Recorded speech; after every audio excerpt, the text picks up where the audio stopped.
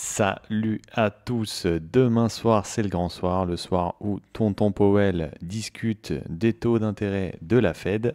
Je suis personnellement content de ce qui est en train de se passer sur les altcoins, je vois beaucoup de liquidations des personnes qui sont en longue, le marché commence à corriger. Je préfère largement quand le marché corrige avant une grosse news que quand il monte, parce que vraiment quand il monte ça me terrifie, parce qu'en général ça veut dire sell the news, et pour moi le sell the news, du coup c'est vraiment pas sûr qu'on en ait un. Alors déjà premièrement parce que tout le monde crie au sell the news, et on sait très bien que le marché aime bien faire l'inverse du consensus, et aussi parce que graphiquement ça me plaît énormément ce que je vois, on est en train de venir rechercher les liquidités, venir sortir tous les longs avant de potentiellement faire un mouvement haussier. La seule chose avec laquelle je ne suis pas à l'aise, c'est malheureusement pas les crypto-monnaies, c'est plutôt le Nasdaq qui n'arrête pas de monter juste avant la news. Ça, j'aime pas beaucoup, surtout que on est sur une série de 9 jours où le Nasdaq monte, c'est la plus longue win streak depuis 2023. Donc aujourd'hui, il est en train de corriger et j'espère qu'il va continuer comme ça, notamment demain avant l'annonce de la Fed. J'espère qu'il va vraiment bien corriger, comme ça il pourra repartir à la hausse, parce que s'il continue à monter comme ça, pour moi, sur les marchés tradis, il y aura un sell the news. Mais le problème, c'est que je le vois pas du tout, je le vois même l'inverse plutôt sur les crypto-monnaies. Si je vous ai parlé directement des graphiques au lieu de la macro, c'est parce qu'il y a des chiffres qui sont tombés aujourd'hui, mais honnêtement, on s'en fout. Si jamais ça vous intéresse, vous faites pause, vous la regardez.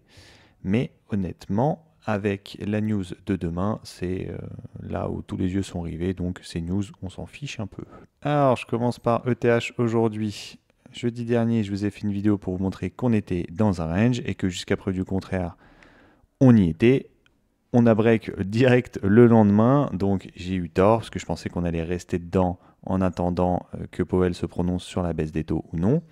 On est monté, là il y a une réaction tout à fait normale par rapport à cet order block juste ici, et là on est en réintégration du coup de ce range juste ici. Alors ce qui serait extrêmement bullish, c'est qu'on mèche, parce que si jamais on mèche juste ici et qu'on part avec un gros corps, bon c'est ATH sûr et certain. Le problème c'est qu'on a déjà méché, parce que du coup le carré que vous voyez ici, hop, la mèche est juste ici, donc pour moi on va réintégrer, mais c'est pas forcément une mauvaise nouvelle, parce que si jamais je vous parlais du range, bon déjà c'est parce que la configuration, jusqu'à preuve du contraire, c'était un range, mais aussi parce que pour moi il y avait énormément de liquidités à venir chercher juste en dessous. Tac. Alors je suis d'accord avec vous, cette mèche là qu'on voit juste ici est venue chercher les liquidités en bas, donc ça c'était beau, sauf que quand on vient prendre la liquidité là pour amorcer un mouvement haussier, en général, on fait un mouvement qui est quand même beaucoup plus impulsif, on fait un truc comme ça, et après on est parti. Sauf que là, vous voyez bien qu'on stagne, du coup qu'est-ce qui se passe? Ça laisse tout le temps aux personnes de se mettre en longue juste en dessous. Donc il y a énormément de personnes qui sont en positif dans cette montée, énormément de personnes qui sont potentiellement à levier et qu'il faut venir aller liquider. Donc je trouvais ça suspect, mais je m'étais fait invalider vendredi avec cette énorme bougie haussière qui était en train de tout percer et un retour de liquidité sur les ETF, sur le marché global, il y avait même les altcoins qui poussaient. Donc c'était extrêmement positif, du coup je me disais que je pouvais m'être trompé et que finalement on allait partir, mais là vu qu'on est en train de revenir, je me dis que potentiellement on pourrait continuer un peu la baisse.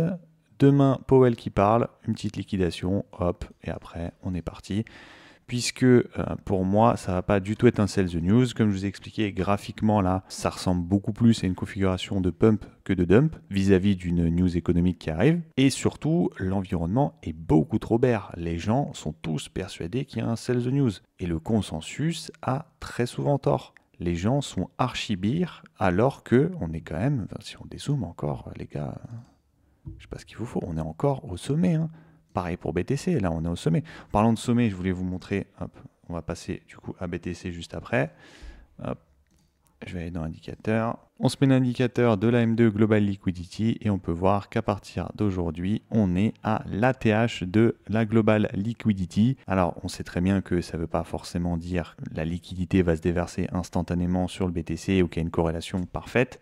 Mais on peut voir qu'il y a énormément de liquidité et on sait très bien qu'il y a quand même une corrélation qui est entre la liquidité et les marchés à risque, donc le Bitcoin et ETH qui sont encore considérés comme des actifs à risque. Passons donc à l'analyse du Bitcoin. Alors Bitcoin qui est déjà beaucoup plus bullish que ETH à court terme, même beaucoup plus bullish que pas mal des altcoins. On voit qu'il a quand même une sacrée dynamique haussière, notamment qui est reportée par les inflows qu'il y a sur les ETF. Mais ce qui est aussi positif à voir, c'est que lui, contrairement au ETH, il a une construction qui est beaucoup plus saine. On peut voir qu'il a déjà liquidé ce qu'il avait liquidé en dessous, juste là. Hop. Que même juste ici, là, il est venu mécher pour choper la tiers, revenir dans cet order block juste ici. Hop, il est reparti. Là, même ici, il a fait une manipulation hop, pour revenir dans cet ordre juste ici et pouvoir faire un décollage haussier. Là, il est en train de corriger dans cette zone-là, donc il referme les ordres. En plus, on peut voir que, hop, pas besoin de descendre en fractalité, hein. Vous voyez très bien, hop, le buying climax, l'UT, l'UTAD. On voit, hop, juste ici, du coup, on est venu casser la tiers, on est en train de se retourner. Donc potentiellement, à partir d'ici, hop, on peut aller vers de nouveaux sommets. J'aimerais pas qu'il parte trop, parce que si jamais il part trop et qu'il arrive dans cette zone, hop, juste ici, à l'annonce de Powell, ça me ferait chier parce que ça voudrait dire qu'à l'annonce de Powell, on aurait un sell the news sur BTC.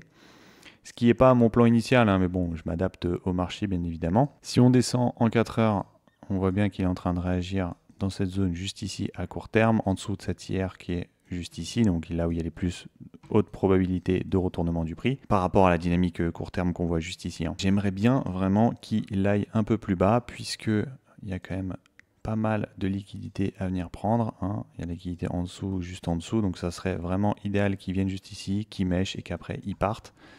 Si jamais on se met en daily, on voit bien qu'il a largement la place, qu'il y a quand même pas mal d'imbalance à venir y chercher, hop, juste ici.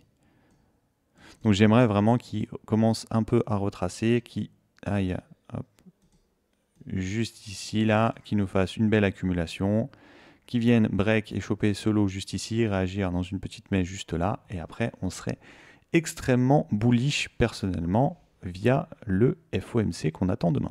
Petit tour sur Other qui me plaît vraiment beaucoup, hein, parce qu'on a vu hop, la tentative de break de ce sommet juste ici qui s'est soldé par un échec, une autre tentative juste ici, donc ça fait quand même pas mal de résistance en moins. On voit bien que là il y a une réaction juste au-dessus de l'ancien sommet, donc en général ça agit comme un support, et si jamais ça tient et que ça mèche, c'est en général très bullish.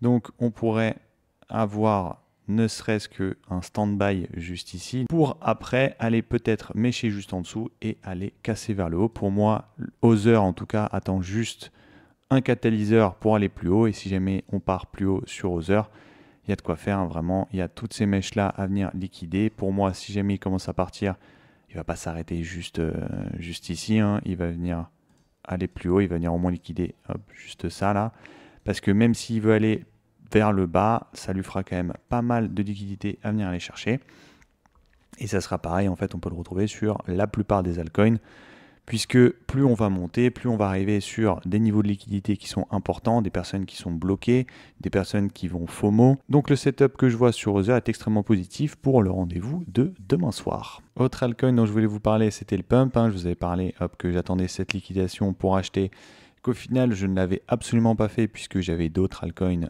à acheter à la place. Je vous en avais parlé dans toute cette montée, hein. Je vous ai fait plusieurs vidéos sur le pump, je vous en ai parlé dans cette vidéo, je vous avais dit de faire attention à peu près dans cette zone-là. On voit bien qu'il n'y a pas eu de break of structure, on est reparti juste au-dessus. Pour moi, ici, ça puait de fou, parce que c'était vraiment l'order block initial de tout ce mouvement baissier. On voit bien qu'avec le système de buyback et de hype, il n'en a rien à foutre et il a commencé à péter à la hausse. De toute façon, même s'il y a eu une correction court terme dont je vous avais parlé, si jamais on descend, on voit bien que la distribution n'est absolument pas d'ampleur suffisante pour faire un gros retracement, qui est pas du tout la même chose comme on voit ici. Là, on commence à faire hop, juste ici, tac, une distribution d'ampleur suffisante. Après, l'avantage, c'est que ça, là, hop, c'est absolument pas flippant, hein. Si jamais si quelque chose d'un setup flippant, ça aurait plutôt été un truc comme ça. Là, vraiment, ça aurait fait flipper, donc un espèce d'UTAD. Ce qui ne veut pas dire qu'on ne va pas corriger un peu, même si là, on a l'impression qu'on est en train de mécher. Il y a quand même énormément de hype, il y a aussi pas mal de buyback. Bien évidemment, je ne vous conseille pas d'investir à ce niveau-là, hein. On n'investit pas dans un truc comme ça en weekly. Le RR, le risque-reward, pardon, il est dégueulasse. Donc, si jamais vous avez du pump, vous pouvez mettre un stop loss, hein, au cas où en break-off structure classique. Hein. C'est pas parce que la smart money s'en sert comme liquidité pour aller faire ses mouvements que c'est forcément un mauvais endroit pour mettre ses stop loss. Demain, du coup, je ferai pas ma vidéo hebdomadaire sur 5 altcoins, hein. Je vous ferai une vidéo comme celle-ci aujourd'hui pour qu'on parle d'avant Powell, hein, qu'on fasse une vidéo de comment est-ce que je vois le marché juste avant l'annonce. J'aimerais aussi avoir vos retours en commentaire sur ces dernières vidéos. J'ai essayé de faire beaucoup moins de cuts, j'ai essayé de faire des phrases beaucoup plus longues pour expliquer mes propos, même si des fois c'est un peu brouillon ou que je m'en mêle ou qu'il y a un peu de blanc. Je trouve que c'est beaucoup plus naturel et beaucoup plus agréable à écouter, mais j'aimerais savoir ce que vous en pensez. Sur ce, merci pour votre temps, je vous dis à demain. Tchuss!